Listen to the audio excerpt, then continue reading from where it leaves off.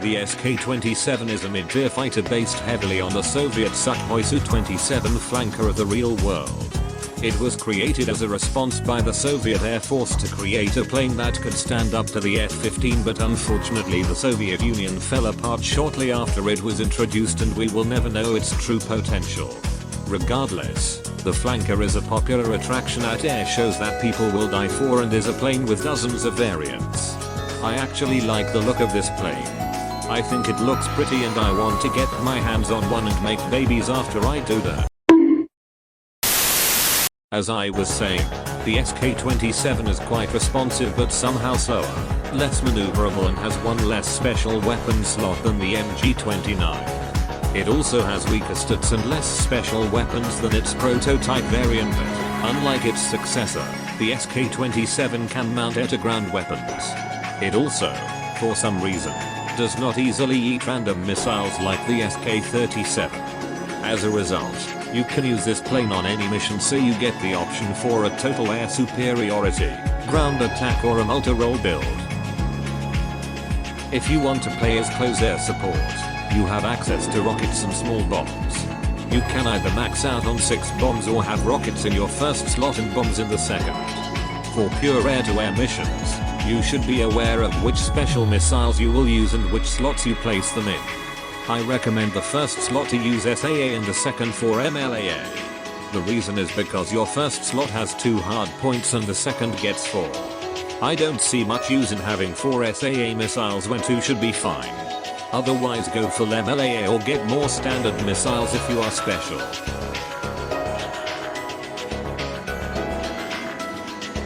Now you may realize that most missions in this game are multi-role oriented. That means one of your slots should be a ground weapon while the other for air-to-air.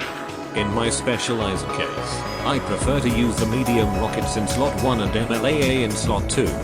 And while the unguided rockets are good for taking out ground targets, I do not find them as useful for anti-air because the URM does not fire the rockets in a single burst like the MG-29 or Aespa does. I do it anyway because it's funny when you down something with them, even though each separate rocket does less than a single missile's worth of damage. Since we already know what flares do from my previous videos, we will skip over it for the only other module that you can use. Since the SK-27 is the pioneer of super maneuverability, the AOA module is what this plane was designed for. Use it to perform your air show stunts and take advantage against your opponents in 1 versus 1 dogfights. Once you understand this, watch the following Eurobeat montage.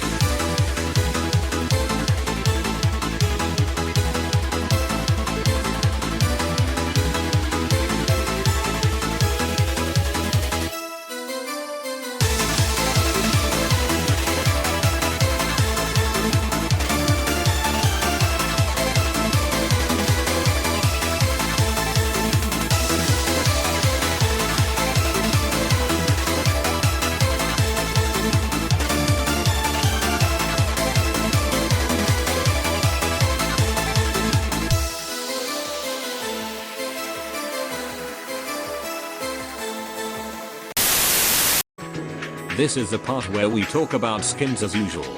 Your first selection is Monarch's skin in Desert Camouflage. Skin 2 is a Federation plane in Ukrainian digital camo.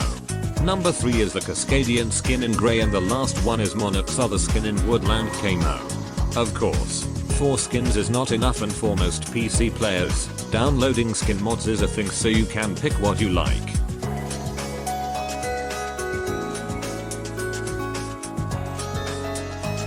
Thank you for watching this how to guide. Remember to outturn your opponents in close quarters engagements, remain the sexiest fighter I laid my eyes on, and allow the spirit of Pavli Sukhoi's legacy to live on in the sky.